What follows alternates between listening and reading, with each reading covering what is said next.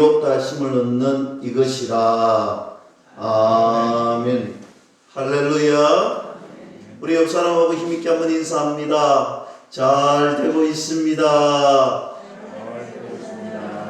우리 앞뒤로 한 번 더 인사합시다. 기도하시면 더 잘 됩니다. 할렐루야. 오늘은 어버이 주일입니다. 지난주는 어린이 주일이었죠. 다음 주일은 교사 주일인데, 이런 절기를 맞이하면서 문득 떠오르는 생각이 있더라고요. 어린이가 정말 그 웃음소리가 넘치고, 우리 할아버지 할머니의 사랑스러운 말들이, 대화들이 오고 가는 정가운 참 그런 교회, 그리고 하나님의 말씀 규례 교육이 잘 이루어지는 그런 아름다운 교회로 성장하고, 우리가 넷째 주일은 부부주일로 지키는데 가정이 교회같이, 교회가 천국같이 그런 교회가 되었으면 좋겠다 말씀을 준비하면서 그렇게 기도해 보았습니다. 하나님께서 세워주시고 하나님께서 이끄시는 우리 교회, 참 좋은 교회, 복된 교회 될 수 있기를 주님의 이름으로 간절히 축원합니다. 저는 지난주에서 계속해서 사도행전 13장 말씀을 강론하려고 합니다. 우리가 38절 39절 두 절 말씀을 읽었지만 성경은 13절 말씀부터 펴놓고 함께 눈으로 마음으로 따라오셨으면 좋겠습니다. 지난주에 이 지도를 보면서 우리가 같이 왔지 않습니까? 안디옥에서 실로기아를 지나서 이 구브로라는 섬, 이 살람이라는 곳에 도착을 해서 이 살람에서 전도를 했지만, 선교를 했지만 별다른 그런 결실들이 없었죠. 그리고 이어서 바보에 갔습니다. 바보에 가서 도착하니 참 풍성한 열매를 맺었죠. 누구? 서기오. 이 바보에서는 총독 서기오 바울이 예수님을 믿게 되는 아주 멋진 선교 열매가 맺혔습니다. 이제 오늘은 이 계속해서 선교의 일정을 감당하는데, 이제 다시 이 바보에서 배를 타고, 이 성경에는 버가에 도착했다라고 적혀 있는데, 이 버가에는 항구를 댈 만한, 그 배를 댈 만한 곳이 없어요. 그러면 어디에 도착을 했느냐? 당시에 아탈리아라는 이 항구 도시에 도착을 했고, 이 아탈리아에서 버가로 도보로 걸어갔습니다. 그런데 이 13절 말씀 봅니다. 바울과 및 동행하는 사람들이 바보에서 배 타고 밤빌리아에 있는 버가에 이르니 했습니다. 적당한 항구가 없어서 아탈리아에 내려서 도보로 약 20km를 걸어서 가게 됩니다. 사실 바보라는 그 섬에서 배를 타고 얼마나 왔느냐면 약 280km의 배를 타고 왔습니다. 사실 지난주에도 말씀드렸지만 이 배에 탄다는 것 자체가 굉장한 위험이 있고, 이 배를 탄다는 자체가 육체적으로 정신적으로 모든 것이 힘듭니다. 어렵습니다. 어쩌면 일반적인 사람이 감당할 수 없는 그런 배를 타고 떠나왔어요. 무엇 때문에? 오로지 복음을 전해야 돼요. 하나님이 주시는 그 사랑과 그 은혜가 너무 크기에 내가 무엇으로 보답할 것 없고 주님의 복음 전하는 것이 나의 평생의 소원이다. 그래서 죽음을 각오하고 배를 타고 다시 나왔다는 거예요. 오늘 이곳에서 13절 말씀을 보니까 이곳에서 마가 요한이 함께 선교지에 동행했던 마가 요한이 이제 예루살렘으로 돌아갑니다. 무엇 때문인지 성경은 잘 기록되어 있지 않습니다. 어쨌든 돌아갈 때에는 마음으로, 심적으로, 육체적으로 굉장히 힘들었기 때문에 돌아갔을 것입니다. 그러나 바나바와 바울은 그렇게 힘들고 어려운 환경 속에서도 돌아가지 않고 계속해서 선교의 일정을 선교의 사명을 감당했다라는 사실입니다. 저는 여기에서 묻고 싶은 것이 있습니다. 왜 바울과 바나바는 선교 일정, 오늘 하나님 주신 사명을 감당할 수 있었는데 오늘 마가는 예루살렘으로 돌아갔을까? 더 이상 선교하지 않고 왜 돌아갔을까? 무엇이 이들을 이렇게 다르게 했을까? 저는 이렇게 대답하고 싶습니다. 그것은 복음에 대한 하나님의 은혜와 사랑에 대한 그 감동, 감격이 달랐기 때문이에요. 오늘 하나님이 주시는 은혜의 감동이 달랐기 때문에 우리의 삶에 하나님을 향한 흔적의 삶이 다르다라는 거예요.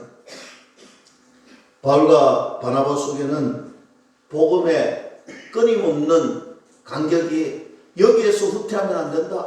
여기에서 우리가 멈추면 안 된다. 여기에서 우리가 돌았으면 안 된다. 하나님 주시는 그 끊임없는 감동과 간격이 계속해서 밀려오기에 몸은 피곤하고 육신은 지쳐있고 마음은 힘들지만 환경과 조건은 어렵지만 그러나 복음 전하는 일을 멈출 수가 없다. 그래서 계속해서 선교의 일정을 떠나는 것입니다. 이것은 바로 생명을 구하기 위한 하나님이 주신 거룩한 열정이다. 저는 그렇게 생각이 되어집니다. 저는 우리 교회가, 우리 가정이, 저와 여러분들 이 복음의 은혜의 감동, 정말 생명 살리기 위하여 이 일광 땅, 이 기장 땅 하나님이 우리에게 주셨는데 오늘 이 기장 땅에 생명 살리는 그런 감동이 부리듯이 일어날 수 있기를 주님의 이름으로 간절히 축원합니다. 감리교의 창시자인 요한 웨슬리죠. 이 웨슬리는 본인도 목사로 유명하지만 자기 아버지도 목사님이셨어요. 옥스퍼드에 다닐 때 홀리클럽을 리더도 했고, 그는 인디아에도 선교도 가고, 참, 날 때부터, 그리고 계속해서 자라면서 뭔가 특출한 사람이었습니다. 그런데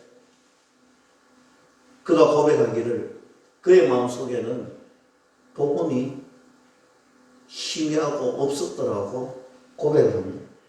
배를 타고 선교사로 미국으로 가는데 큰 풍랑을 만났습니다. 죽음의 공포가 다가옵니다. 오늘 죽음의 공포가 다가오니 믿음의 선교사님이라면 하늘 소망으로 두려워할 리가 없던데 오늘 하늘 소망이 그의 가슴 속에 없더라는 것입니다. 함께 했던 독일의 벨더 선교사님이 웨슬레에게 묻습니다. 당신에게 구원받을 만한 믿음이 있습니까? 구원받은 것을 믿느냐라고 질문을 했습니다. 그때 웨슬리가 이렇게 고백합니다.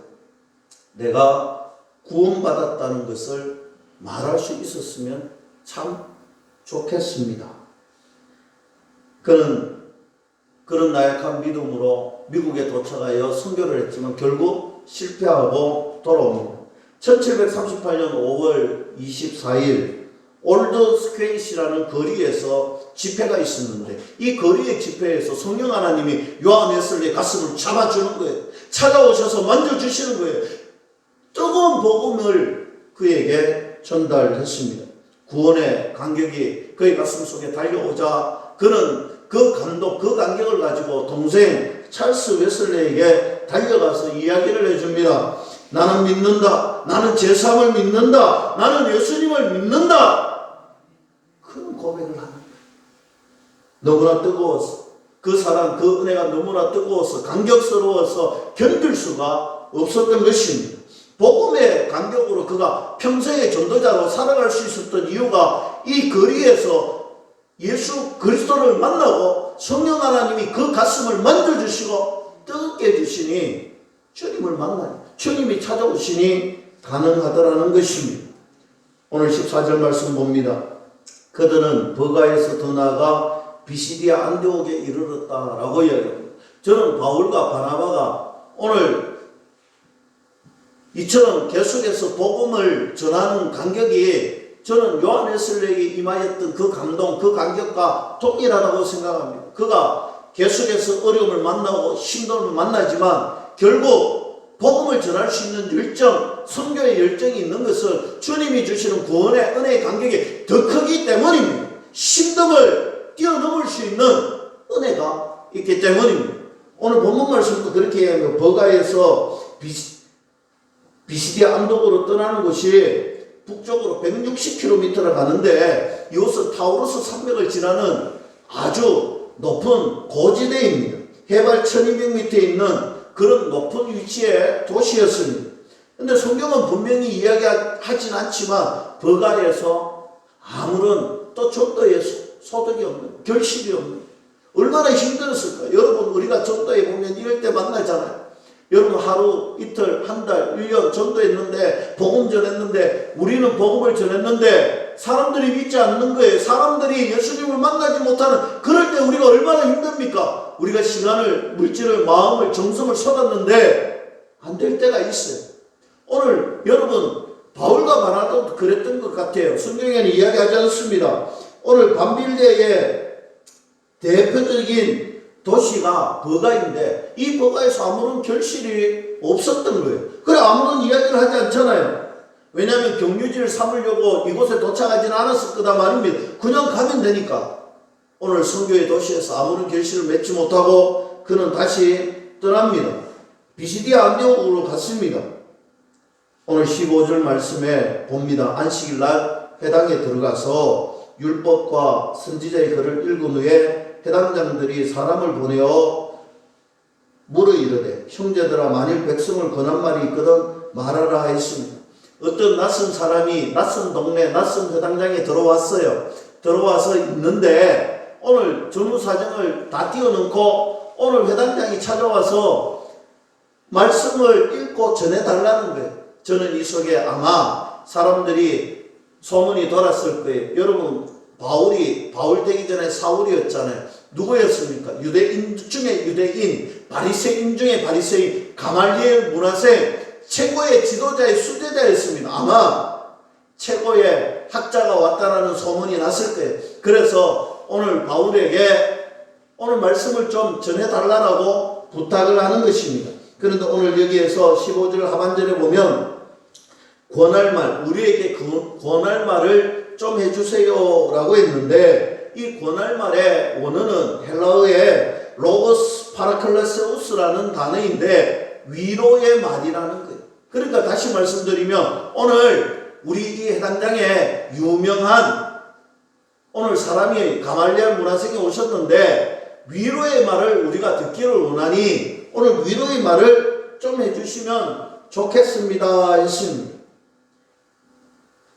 사실 오늘 본문의 말씀은 바울의 위대한 설교다라고 많은 신학자들이 이야기합니다. 오늘 이 바울의 위대한 설교는 어떻게 되느냐? 오늘 본문 말씀 읽지는 않았지만 여러분 16절 말씀부터 살펴보면 바울의 위대한 설교가 시작되는데 먼저 바울이 일어나 손짓하여 말하되, 여러분 16절 말씀이 우리가 요즘 목사님들이 늘 일어서서 강단에서 설교를 하니까 설교하시는 분은 저렇게 일어서서 하고 설교를 듣는 우리는 앉아서 듣는구나 라고 생각합니다. 그러나 예수님 당시에 해당장에는 그러지 않았습니다. 예수님 말씀을 전할 때도 어떻게 했습니까? 예수님 앉아서 말씀을 전하세요. 듣는 이들이 일어나서 그 말씀을 경청했습니다. 그런데 오늘 보세요. 바울이 일어나 손짓하여 말하되, 여러분 무슨 말입니까? 이것은요 이렇게 생각하시면 됩니다. 바울이 지금 구원의 은혜의 감동의 쓰나미에 빠져 있으니 이 복음을 전하는 데에 흥분해서 정말 간절하게 뜨겁게 전하는 거예요. 일어나서 손짓을 다 하고 그렇게 당시에 그렇게 전하지 않았어요. 그런데 얼마나 바울이 복음 전하는 데에 오늘 온 열정과 마음을 쏟았는지 나타나는 거예요. 열정에 사로잡힌 바울 벌떡 일어나 손짓하면서 뜨거움으로 복음을 전하더라. 16절에 이렇게 계속해서 그 모습을 연상하면서 들어보세요. 이스라엘 사람들과 및 하나님을 경외하는 사람들아 들으라 라고 시작을 합니다. 여기에서 이스라엘 사람들은 유대인이고 오늘 하나님을 경외하는 사람은 유대교에 관심을 가지고 있던 당시의 이방인 사람들입니다. 그래서 오늘 바울의 설교를 듣는 사람들 중에는 유대인도 있고 이방인도 있습니다. 오늘 이 자리에서 다 듣습니다. 그럼 무엇을 전했을까? 17절 말씀에 이 이스라엘 백성의 하나님이 우리 조상들을 택하시고 애굽 땅에서 나그네 된 그 백성을 높여 큰 권능으로 인도하여 내사. 오늘 이 17절 말씀의 바울의 설교는 아브라함을 선택하신 하나님, 바로 아브라함을 이끄시는 하나님, 그리고 이 아브라함의 하나님께서 출애굽까지의 내용을 17절에서 말씀하고 있습니다. 여러분, 하나님께서 아브라함을 선택하셨습니다. 하나님께서 아브라함을 선택하셨습니다. 여러분, 아브라함이 하나님을 선택하신 게 아닌 하나님께서 아브라함을 선택하셨습니다. 무슨 말이냐? 하나님께서 아브라함을 찾아오셨습니다. 성경은 그렇게 이야기합니다. 하나님께서 아브라함을 선택하시고 아브라함에게 찾아왔습니다. 제가 세 번을 이야기했습니다. 중요하다는 거지. 여러분, 우리가 믿음 생활, 신앙 생활 할 때 이것은 정말 중요합니다. 하나님께서 저와 여러분들을 찾아오신 것이지 우리가 하나님을 찾아온 것이 아니에요. 하나님이 여러분들을 선택하시고 하나님이 여러분들을 찾아가 주시고 하나님이 여러분들을 믿음의 선물을 주셨다. 이 사실을 믿을 수 있기를 주님의 이름으로 간절히 축원합니다. 그래서 복음의 시작은 우리 주님이 우리를 찾아오는 것에서부터 시작하는 것입니다. 아브라함이 어떤 연고로 선택받았는지에 대해서는 우리가 잘 알지 못합니다. 아브라함이 어떤 일을 해서 하나님께 선택받았는지에 대해서는 성경은 말하지 않습니다. 저는 오히려 아브라함은 하나님의 무조건적인 선택을 받았고 무조건적인 은혜를 받았다. 하나님의 선택은 무조건적인 선택이 어떤 조건 때문에 찾아오신 것이 아니라는 거예요. 우리가 무엇을 잘해서 찾아온 것이 아니라는 거예요. 하나님이 우리를 찾아오신 것은 하나님의 전적인 선택에 달려 있었다는 것입니다. 그리고 하나님은 아브라함에게 말씀하시죠. 너는 본토 아비의 집을 떠나라. 여러분, 본토 아비의 집을 떠나라 이 말은요, 당시에 생명과 직결되는 거예요. 본토 아비의 집을 떠나라 이 말은 생명, 생계 이런 모든 것들이 달려있는데 그것을 버리고 떠나라. 나만 믿고 가라는 것입니다. 여러분, 성경에는 아브라함이 하나님께 어떠한 말도 하지 않습니다. 그저 하나님 말씀에 순종하고 가족을 데리고 떠나게 됩니다. 저는 한번 다시 생각해 봤어요. 아브라함이 정말 믿음이 좋아서 그렇게 했을까? 하나님이 무조건적으로 선택해 주셨는데 하나님이 모든 생명, 생계 이것도 본인만의 문제가 아니라 온 가족의 문제가 달려있는 큰 문제인데 떠나라 했는데 아무런 설명이 없습니다. 그저 아브라함은 떠났더라. 저는 이 속에 담겨져 있는 비밀이 무엇일까? 그때 떠올랐습니다. 하나님께서 주시는 불가항력적인 은혜가 이 안에 있구나. 하나님이 은혜 주셨던 거예요. 오늘 아브라함에게 찾아오시고 내 본토 아비의 집을 떠나라 하실 때 하나님이 그 아브라함에게 은혜를 주시는데 도저히 한가할 수 없는 은혜를 주셔서 떠나지 않을 수는 없도록 하나님이 은혜를 결승해서 물밀듯이 부어주더라는 것입니다. 사랑하는 성도 여러분, 이것이 하나님이 우리에게 주셨던 위대한 교림, 하나님이 나에게 찾아오시는 것이 복음의 시작이라면 우리가 선택된 것은 그저 하나님의 무조건적인 선택이었고 우리가 하나님을 믿게 되고 예수님을 믿게 되는 것은 불가항력적인 은혜더라 믿을 수 있기를 축복합니다. 이 구원의 시작이 이제 시작되었습니다. 구원의 역사가 시작되고 오늘 하나님이 아브라함에게 약속해 주셨는데 내가 너로 하여금 큰 민족을 이루게 하겠다는 것입니다. 여러분, 그 후에 애굽에서 큰 민족이 되잖아요. 그리고 출애굽을 해야 됩니다. 모세를 통하여서 엄청난 재앙이 애굽에 내려지고 출애굽이 이루어졌는데 이 긴 이야기가 17절 말씀에 담겨져 있습니다. 그리고 18절로 넘어갑니다. 광야에서 약 40년간 그들의 소행을 참으시고, 광야 40년을 이야기하시는데 단 한마디로 이야기합니다. 그들의 소행을 참으시고. 오늘 광야 40년 동안 이스라엘 백성들이 무엇 했느냐? 원망과 불평투성이었다는 것입니다. 하나님을 대신하는 우상을 섬기고 원망하고 불평하고 투쟁하는 거예요. 하나님을 향하여서 짜증내는 것입니다. 애굽으로 돌아가겠다고 이야기하는 것입니다. 매사가 불평이고 원망이 드러나는 것입니다. 하나님이 얼마나 속이 아팠겠어요. 아마 저 같았으면 속에 천불이 났을 것 같아요. 그러나 하나님께서는 참으시고 또 참으시고 또 참아주시고 마침내 가나안 땅에 들어가게 하셨습니다. 무엇을 가르쳐 주는 걸까요? 하나님은 신실하신 분이에요. 하나님의 약속은 신실한 약속이다. 오늘 그것을 말씀하고 있는 것입니다. 우리는 하나님의 신실한 앞에 무너졌잖아요. 우리는 하나님의 신실한 약속 앞에 무너졌잖아요. 원망과 불평과 짜증투성이었지만 하나님은 그런 우리를 끝까지 사랑해 주시고 하나님의 약속을 지켜 주셨다는 사실, 이것이 복음이요, 이것이 하나님이 우리를 사랑하시는 사랑의 은혜다. 믿을 수 있기를 축복합니다. 그리고 19절 말씀에 가나안 땅 7 족속을 멸하사, 가나안 정복에 대한 그 역사를 말씀하고 있습니다. 한 줄에 탁 함축적으로 담아 넣었습니다. 7 족속을 멸하사. 그리고 20절에 그 후에 선지자 사무엘 때까지 사사를 주셨더니, 여러분 사사 시대가 400년이잖아요. 이 400년의 역사를 이 한 구절에 담아두고 있습니다. 그리고 21절에 그 후에 그들이 왕을 구하거든 왕정 시대를 이야기하죠. 그리고 22절에 폐하시고 다윗을 왕으로 세우시고, 다윗 왕까지 지금 쭉 이야기하고 있는 거예요. 하나님의 말씀을, 설교를 쭉 오는 거예요. 이 짧은 본문 속에 아브라함부터 다윗까지 구약의 역사를 쭉 훑어서 바울이 말씀해 주고 있는 것입니다. 그러면 오늘 바울이 왜 이렇게 구약의 역사를 쭉 이야기했을까? 무엇 때문일까? 23절에 이것 때문에 말씀하고 있는 거예요.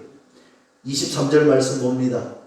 하나님이 약속하신 대로 이 사람의 후손에서 이스라엘을 위하여 구주를 세우셨으니 곧 예수라. 할렐루야. 오늘 사도 바울이 구약의 말씀을 계속해서 하는 거예요. 구약의 역사를 계속해서 이야기하는 거예요. 오늘 설교 중에 구약의 이야기를 계속해서 하는데, 오늘 하나님의 신실하신 약속, 그 약속은 무엇이다? 바로 예수님이다. 오늘 구약의 약속, 성경에서 말하는 이 하나님의 약속은 바로 예수님에 대한 약속이었다. 오늘 예수님께서 그 모든 약속을 성취하셨다. 약속대로 예수님이 오셨다. 구약의 주인공이 예수님이다라고 분명하게 바울은 설교하고 있는 것입니다. 그래서 모든 말씀의 이야기는, 스토리는 예수님으로 이어져 있다. 예수님으로 연결되어져 있고 예수님 때문에 성취되어졌다라고 이야기합니다. 성경의 주인공이 누구입니까? 여러분, 성경의 주인공이 누구입니까? 맞습니다. 예수 그리스도지. 모든 것을 성취하신 분이 누구입니까? 예수님이시죠. 구약에 예수님이 빠지면 구약에 있는 성경이 아무런 의미가 없는 거예요. 예수님이 빠지면 그 성경은 의미가 없고 맞아들여지지도 않습니다. 아무런 가치도 없게 되는 것입니다. 예수님 때문에 모든 사건이 예수님 때문에 연결이 됩니다.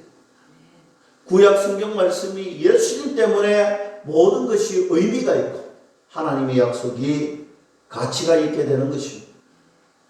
여러분, 우리가 진주 목걸이가 있는데 진주 목걸이는 이 실에 의해서 하나하나 달려져 있잖아요.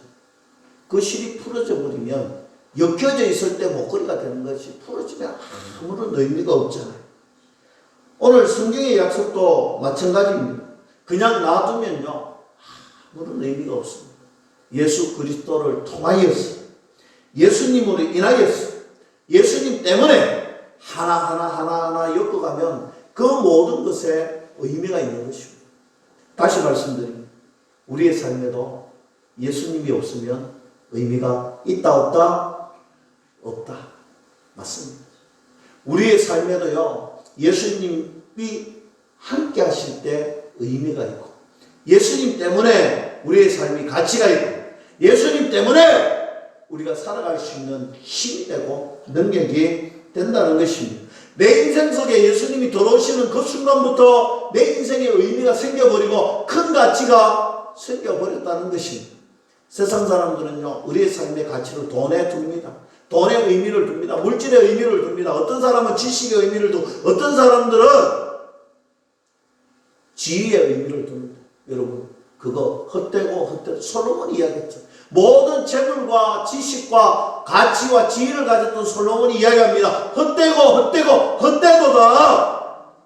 그러나 예수님이 함께 하시면 의미가 있고 가치가 있고 무엇보다도 최고의 의미, 최고의 가치가 예수님 때문에 생기게 되는 것입니다.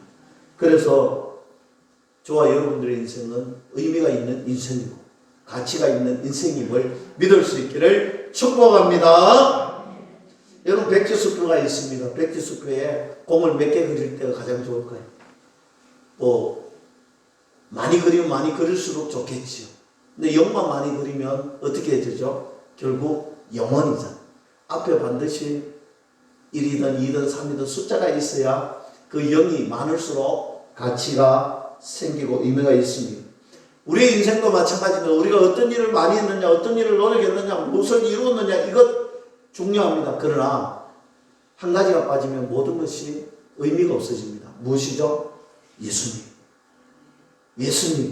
이 예수님 빠지면요, 우리 인생에 의미가 없고 가치가 없습니다. 오늘 사도 바울은 예수님의 이야기를 하고 싶은 것이죠. 긴 역사를 통하여서 예수님의 이야기를 하고 있습니다. 예수님이 이 땅에 오셔서 무엇을 했느냐? 계속해서 성경 말씀 봅니다. 26절 말씀입니다. 형제들아, 아브라함의 후손과 너희 중 하나님을 경외하는 사람들아, 이 구원의 말씀을 우리에게 보내셨거늘. 오늘 다시 한 번 더 주의를 환기시키며 중요한 이야기를 합니다. 아까 이야기했던 아브라함의 후손과 하나님을 경외하는 사람들아, 구원의 말씀에 여러분 줄을 딱 쳐넣었어요. 오늘 예수님께 이 땅에 왜 오셨느냐? 구원을 위해서 오셨다는 거예요. 우리 인간에게 가장 중요한 것이 무엇입니까? 구원이잖아요. 영원한 생명이잖아요. 우리에게 가장 중요한 건 무엇입니까? 돈 아니에요. 지식 아니에요. 시간 아니에요. 건강 아니에요. 우리에게 진짜 중요한 것은요, 구원이라는 사실을 믿을 수 있기를 주님의 이름으로 간절히 축원합니다. 예수님이 이 땅에 오셔서 약속하시고 성취하셨던 것이 구원이라는 것입니다. 그러면 예수님의 구원은 어떤 방식으로 이루어졌느냐? 27절에 예루살렘에 사는 자들과 그들 관리들, 종교 지도자들의 일이지요. 그들이 무엇을 했느냐? 중간 부분에 예수를 정죄하여. 오늘 종교 지도자들이 예수님을 정죄했습니다. 그 다음에 죽을 죄를 하나도 찾지 못했다. 다음 구절에 그렇게 이야기했죠. 그래서 당시에 총독 빌라도에게 데리고 갔어서 죽여달라고 요청을 합니다. 그래서 총독의 명령에서 예수님을 나무에 매달아서 십자가에 달아서 죽으신 것입니다. 그런데 놀라운 것은요, 29절 말씀에 성경에 그를 가리켜 기록한 말씀을 다 응하게 한 것이라. 여러분, 하나님의 섭리가 이런 거예요. 하나도 빠짐없이 하나님의 말씀대로 약속대로 성취했다. 이것이 하나님의 섭리다. 믿을 수 있기를 축복합니다. 신명기 21장 23절에 나무에 달린 자마다 저주를 받을 것이다 했습니다. 예수님이 어디에 달렸습니까? 나무에 달렸잖아요. 예수님이 나무에 달려서 저주를 받으십니다. 그러나 예수님 자신의 저주가 아니었습니다. 모든 인류의 죄를 예수님이 한 몸에 안고 십자가에 올라가서 못 박히시고 죽으신 것입니다. 그래서 십자가 위에서 위대한 교환이 이루어졌다는 것. 우리의 죄를 예수님의 보혈로 교환했다라는 사실입니다. 여기에 예수님의 의로움이 우리의 죄가 예수님에게 전가되고 예수님의 의로움이 우리에게 전가되었다. 이것이 우리의 신학 사상입니다. 십자가 위에서 예수님만이 이 저주를 해결할 수가 있는 것입니다. 그리고 우리에게 기쁜 소식이 들려옵니다. 30절 앞에서 여러분 우리가 이 말씀은 진짜 흥분하면서 읽어야 되는데 30절 말씀 보세요. 하나님이 죽은 자 가운데서 그를 살리신지라. 할렐루야. 이 말씀 때문에 시인이 나는 거예요. 하나님이 예수님을 살려주셨다. 살리셨다. 헬라어 원어에 보면요. 여기에 한 접속사 단어가 빠져 있습니다. 앞에 접속사가 있습니다. 그러나라는 접속사가 있습니다. 대반전의 접속사 그러나가 있다는 거예요. 예수님은 그렇게 죽으셨지만 그러나 하나님께서 예수님을 살리셨다. 무슨 의미입니까? 하나님은 공의의 하나님입니다. 공의의 하나님이 예수님을 살리셨다라는 것은 무엇입니까? 그 의미는 바로 이것입니다. 예수님은 무죄하다. 선포해 주십니다. 예수님은 무죄하다. 그래서 예수님이 살아나셨다는 것은요. 죄와 사망의 권세를 이기시고 예수님이 살아나셨다는 것입니다. 여러분 어떻게 죽음이 왔습니까? 우리의 삶에 어떻게 죽음이 왔습니까? 우리의 삶은 죄의 사기입니다. 죄의 사기의 죽음으로 왔습니다. 이 죽음을 이기신 분이 누구입니까? 예수님이죠. 오늘 죄를 이기신 분이 누구입니까? 예수님이죠. 이것이 30절 말씀의 위대한 선포인 것입니다. 그래서 우리는 감격스럽게 이 30절 말씀을 대해야 됩니다. 우리 한번 함께 읽어봅니다. 감격스럽게 읽어봅니다. 함께 읽습니다. 하나님이 죽은 자 가운데서 그를 살리신지라. 아멘. 예루살렘 가면 비아 돌로로사라는 길이 있습니다. 약 1km 되는 길인데 예수님이 십자가를 짊어지시고 갔다가 넘어진 곳마다 교회가 세워져 있고 기념교회가 열 몇 개가 세워져 있습니다. 14개가 기념교회로 세워져 있습니다. 그런데 중요한 것은 이 기념교회의 끝이 어디냐? 예수님의 무덤입니다. 이 길의 끝은 바로 예수님의 무덤입니다. 무슨 말입니까? 빈 무덤. 예수님 살아나셨다는 거예요. 희열과 감동이 있는 길이 바로 이 비아 돌로로사. 예수님이 걸었던 그 고난의 길의 끝에는 예수님이 이기신, 승리하신 빈 무덤이 있더라는 것입니다. 여러분, 슬픔으로 시작했지만 그 끝은 기쁨이 되는 것이 우리 기독교입니다. 저와 여러분들의 삶입니다. 시작은 슬프지만 그 끝은 기쁘다는 것입니다. 지금 바울은 설교에서 예수님을 선포하고 예수님의 십자가를 전하고 예수님의 부활을 증거하고 있습니다. 목에 핏대를 높이고 일어서서 흥분하면서 이야기하고 있는 거예요. 마치 저같지 않습니까? 흥분해서 복음이 이렇게 기쁜 것이에요. 이 복음의 기쁨과 감격이 이렇게 크다는 것입니다. 그리고 마지막 중요한 대목이 38절에 나옵니다. 그러므로 형제들아 너희가 알 것은 이 사람을 힘입어 제사함을 너희에게 전하는 이것이며 했습니다. 여러분 오늘 말씀의 제목이죠. 이 사람을 힘입어 제사함을 너희에게 전하는 것이다. 이 사람을 힘입어 제사함. 오늘 바로 이 사람이 하나님이시지만 사람의 옷을 입고 오신 예수님입니다. 예수님의 십자가와 부활이 어떤 의미가 있느냐? 오직 예수님으로 제사함이 이루어진다는 것입니다. 이것이 복음의 핵심이요 저희들에게 기쁜 소식이 되는 것입니다. 그런데 많은 사람들이 자신들의 죄를 가소평가합니다. 나는 죄가 없다. 어떤 분들은 내가 무슨 죄가 있냐라고 항변하는 사람들이 있습니다. 우리가 전도를 하다가 보면요, 제 이야기만 나오면요, 오히려 화를 내고 손을 절레절레 미쳤다는 소리를 하면서 가시는 분들이 꽤 많습니다. 여러분, 내가 기억상 죄가 없다라고 고백하는 그 수많은 사람들에게 저는 다윗의 침상 시편 51편의 말씀을 전하고 싶습니다. 다윗이 바세바를 범하고 난 다음에 통회하면서 이렇게 고백합니다. 시편 51편 5절에 내가 죄악 중에서 출생하였으니 어머니가 죄 중에서 나를 잉태하였나이다. 다윗도 범죄해 보니까 자기 자신을 적시하게 되더라. 자기가 어떤 사람인지 깨닫게 되더라는 것입니다. 심각한 죄가 외부에서 내 속으로 들어왔다라고 생각했지만 사실은 내 자체가 내 태생 자체가 죄인이더라는 사실입니다. 우리가 태어날 때부터 죄에 종살이하는 인생이다라는 사실입니다. 그래서 매번마다 내 속에서 그 죄성이 작동하여 우리의 삶 속에 매번 죄가 짓게 되더라는 것입니다. 이거 내 스스로는 고칠 수가 없더라는 것입니다. 주님, 나에게 정직한 영을 주시옵소서. 나에게 정결한 영혼을 주시옵소서. 기도하지만 매번 내 속에서 죄가 작동하더라는 것입니다. 내 바깥에서 새로운 것이 들어와야 내 죄가 깨끗해진다라고 다윗은 고백했습니다.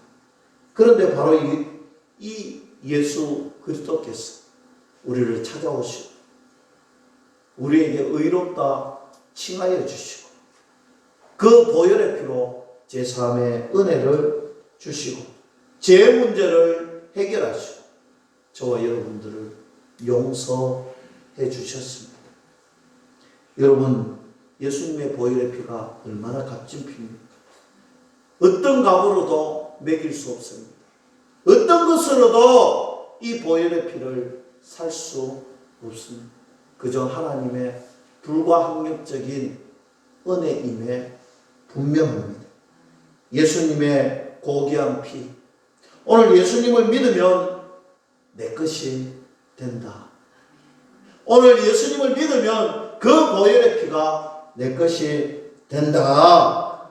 예수님을 믿으면 그 피가 나에게 주어진다. 제3의 은혜가 있다. 할렐루야. 예수 그리스도의 보혈의 피로 제3을 이루어 주셨습니다. 우리는 이 놀라우신 하나님의 은혜 앞에 찬송하고 감사하고 예배해야 할 것입니다. 그러나 여러분, 중요한 것은요, 복음은 여기서 멈추면 안 된다라는 사실입니다. 제3을 받았다 해서 복음은 멈추면 안 된다는 것입니다. 복음은 계속해서 얘기합니다. 제3을 받았으니 너희들 이제 하나님의 자녀답게 살으라. 어둠의 유혹과 어둠의 권세를 이기고 오늘 예수 그리스도를 닮아가며 예수 그리스도의 향기를 드러내며 거룩을 이 땅에 신고 복음의 생명을 전하는 믿음의 그리스도인이 되라라고 주님은 명령하고 계십니다. 우리가 간혹 오해합니다. 제사 받았으니 끝이다. 아니, 제사는 우리 믿음의 시작입니다. 우리는 제3의 은혜를, 불가항력적인 은혜를, 무조건적인 선택을 받았으니 이제는 예수님의 명령에 따라 예수 그리스도를 가슴 속에 품고 말씀에 순종하여 그리스도의 향기를 드러내고 복음의 빚진 자처럼 오늘 바울과 바나바처럼 그렇게 살아야 되는 것이 우리의 인생입니다. 하나님께서 우리 안에 거하시기 때문에 우리는 새로운 삶의 인생의 출발을 할 수가 있는 것입니다. 우리는 하나님의 자녀가 되었고 감히 예수 그리스도의 보혈의 능력의 피로 천국 시민이 되었다라는 사실입니다. 오늘도 조금씩 예수 닮기를 원합니다. 조금씩 예수님처럼 되기를 원합니다. 어버이 주일이죠. 자녀는 부모님을 닮게 되어 있습니다. 또 그 자녀의 자녀도 부모님을 닮게 되어 있습니다. 우리의 아버지이신 하나님 아버지, 우리의 주인이신 예수님, 우리를 도우시는 성령 하나님께서 예수 그리스도의 향기, 예수님을 닮아가기를 원하신다는 사실입니다. 오늘도 예수님처럼 살아가기로 다짐하시오.